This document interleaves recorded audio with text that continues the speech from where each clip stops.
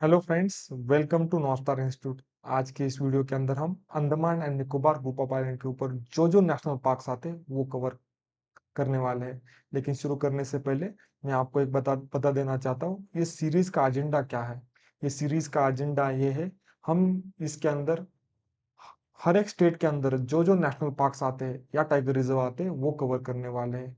और इसका सोर्स क्या है? पीएमएफआईएस है। तो पीएमएफआईएस का जो एनवायरनमेंट का बुक है, उसके अंदर जो जो नेशनल पार्क्स है या टाइगर रिजर्व है वो हम थरोली कवर करने वाले हैं। तो मेरी सिंसियर रिक्वेस्ट आपको ये है, पीएमएफआईएस का जो बुक है आप पैरेलली सामने रखो, और जो मैं एक्स्ट्रा चीजें बता रहा हूँ वो नोट डाउन करो, तो इसका मैक्सिमम यूटिलाइजेशन आप कर सकते हो। तो शुरू करते हैं। लेकिन शुरू करने से पहले मैं हमारी पूरी टीम नॉर्थ स्टार के बारे में थोड़ा सा बता देना चाहता हूँ। तो हमारी टीम नॉर्थ स्टार जो है, नॉर्थ स्टार इंस्टीट्यूट की जो 5 को फाउंडर्स है, वो है Viraj sir, Amit sir, myself, Tushar sir and Girish sir. और ये पांचों का कुल मिला के यूपीएससी के अंदर बहुत ही वास्ट एक्सपीरियंस है।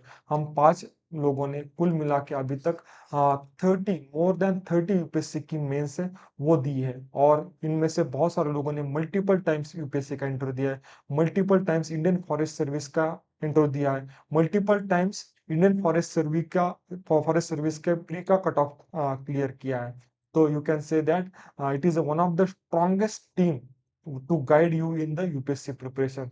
तो हमसे कनेक्ट करने के लिए आप you can directly reach out on this particular contact number, या you can log in to this particular website to see our different different courses. तो शुरू करते हैं। तो पहला नेशनल पार्क है Campbell bay national park and Galathea bay national park. Actually ये दोनों नेशनल पार्क जो है, they are situated on the great Nicobar group of island. और ये great Nicobar group of island है, it is separated from the Andaman group of island. वो है 10 डिग्री चैनल। 10 डिग्री चैनल जो है सेपरेट करता है ये अंडमान ग्रुप ऑफ आइलैंड और निकोबार ग्रुप ऑफ आइलैंड को। इसके ऊपर भी यूपीएससी के अंदर पीवाईक्यू आके गया है, बहुत सारे लोगों को पता ही रहेगा। और डिफरेंट डिफरेंट चैनल्स जो है कैसे सेपरेट करते हैं वो मैं नेक्स्ट स्लाइड में बताने वाला हूँ। लेकिन दिस पर्टिकुलर टू जो नेशनल पार्क्स है, they falls under the great Nicobar biosphere reserve. और इसमें से जो गलाथिया नेशनल पार्क है, it is considered as a southern most national park in India. और इसके अंदर शोम्पेन ट्राइब जो है वो रहती है। और Shompen tribe actually one of the most endangered tribe, you can say that. और इसका अभी वायबल पॉपुलेशन भी नहीं बचा। एक्चुअली 2015 के अंदर एक सर्वे हुआ था, शोम्पेन ट्राइब के अराउंड 200 टू 300 मेंबर्स ही अभी सर्वाइव कर रहे हैं। तो ये पर्टिकुलर ट्राइब जो है, ये पीवीटीजी कैटेगरी में इंक्लूड की है। क्या है? Particularly vulnerable tribal group. Total India के अंदर ये 75 डिफरेंट डिफरेंट ट्राइब जो है पीवीटीजी ट्राइबल ग्रुप के अंदर इंक्लूड किए। एक्चुअली ये पर्टिकुलर नेशनल पार्क्स या दोनों नेशनल पार्क्स जो है न्यूज में कंटिन्यूसली रहते हैं। उसका रीजन क्या है? Great Nicobar island project, NITI Aayog ने $multi-billion जो है प्रोजेक्ट प्रपोज किया है। उसकी वजह से ये दोनों नेशनल पार्क को थ्रेट क्रिएट हुआ है। इसके अंदर ग्रीनफील्ड प्रोजेक्ट या ग्रीनफील्ड सिटी या ग्रीनफील्ड पोर्ट है वो तैयार करने वाले। उसकी वजह से ये नेशनल पार्क जो है, दोनों नेशनल पार्क है, उनको थ्रेट क्रिएट किया है। तो बहुत सारे एनवायरमेंटल एक्टिविस्ट इसको क्रिटिसाइज कर रहे हैं।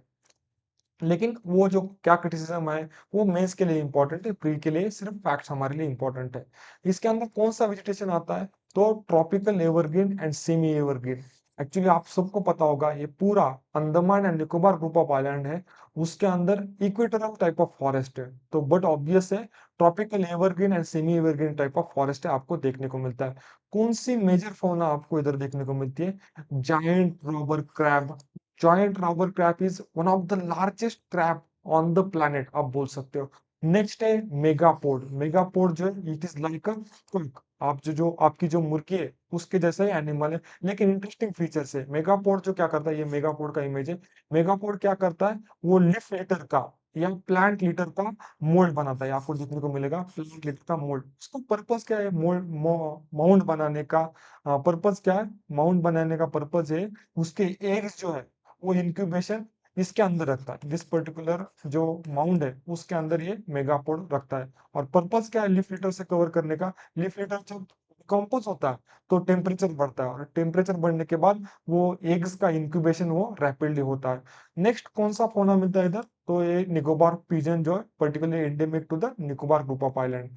एक्चुअली ये है आपकी जिलेंट रोबर की इमेज, और ये जो है आप देखने को मिलेगा डेटा आपको, टोटल 81% लैंड जो है which is occupied by the forest, उसमें से 68% जो है they it is occupied by the very dense type of forest on the Andaman and Nicobar group of island. तो in Andaman and Nicobar group of island के ऊपर significant number of percentage of forest है वो आपको देखने को मिलता है।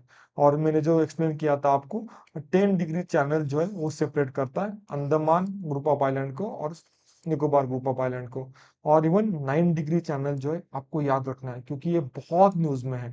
लक्षद्वीप आइलैंड, मालदीव जो है, लक्षद्वीप और मिनिकॉय जो ग्रुप ऑफ आइलैंड है उसको सेपरेट करने वाला, Lakshadweep and Minicoy group of island को सेपरेट करने वाला चैनल है 9 डिग्री चैनल।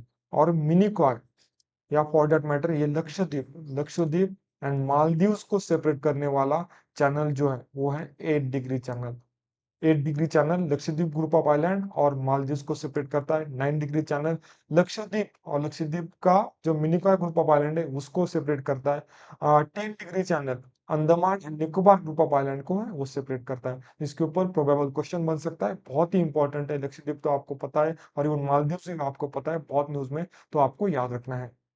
नेक्स्ट है Mahatma Gandhi marine national park है, जिसको हम वंदूर नेशनल पार्क भी कहते हैं। किधर होता है, वो है आपको अंडमान ग्रुप ऑफ आइलैंड के ऊपर देखने को मिलता है, पर्टिकुलरली साउथ अंडमान के अंदर महात्मा गांधी। और उल्टा क्वेश्चन आया वंदूर या महात्मा गांधी, दोनों ही आपको याद रखने हैं। It is famous for protection of corals and nesting of C turtles. Sea turtle famous sea turtle जो है वो नेस्टिंग करते हैं, आपको पता है कौन से, ऑलिव रिडले टर्टल्स।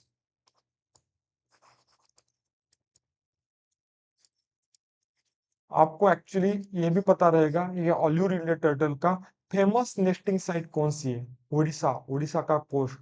और उड़ीसा का भी एक कोस्ट बहुत फेमस है, बहुत फेमस कौन सा है, गहीर माता बीच। गहीर माता बहुत लोगों ने ऑलरेडी सुना होगा लेकिन आपको याद रखना है।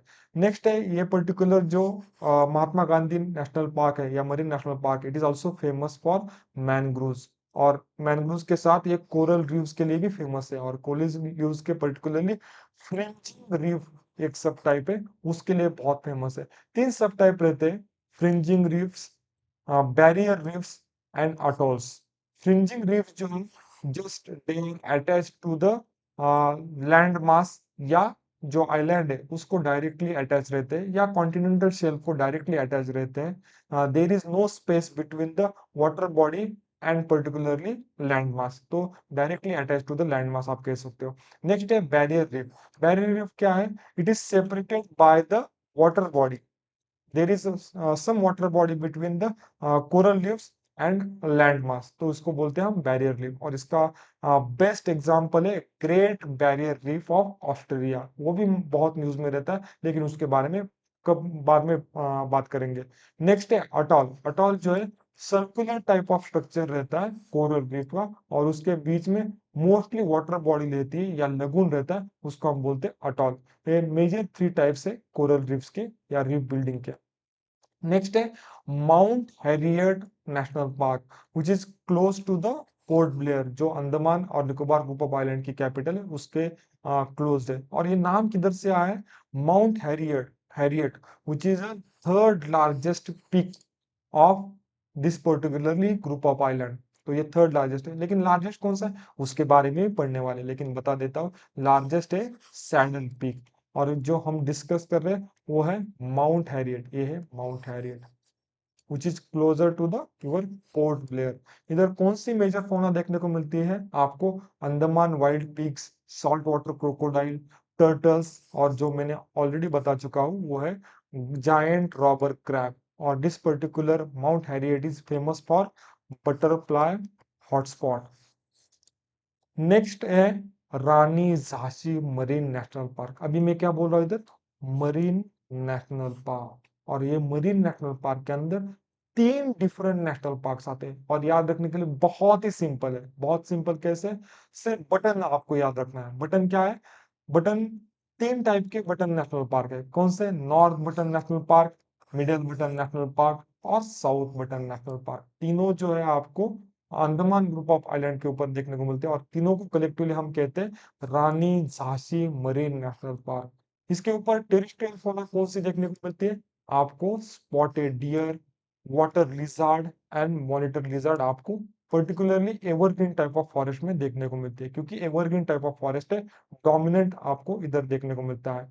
नेक्स्ट मेजर मरीन फौना कौन सी देखने को मिलती है? आपको dugongs, dolphins, sea turtles, blue whales and corals. आपको इसमें से सबसे इंपॉर्टेंट है हमारे लिए डगोंग्स। डगोंग्स क्या है? One of the rare example of marine mammals. और ये मरीन मैमल्स जो है, ये जो पर्टिकुलरली डगोंग जो है, उसको हम सी काउ भी कहते हैं, सी काउ। तो उल्टा क्वेश्चन। और they are famous for their herbivorous nature. क्यों हर्बीवोरस नेचर है उनका? Actually they are found only in the continental shelf, और only in the continental shelf, और जिधर आपको सी ग्रास वाला एरिया है, जिधर जिधर सी ग्रास देखने को मिलेगा, उधर उधर आपको वो डगोंग जो है या सी काऊ देखने को मिलेंगे।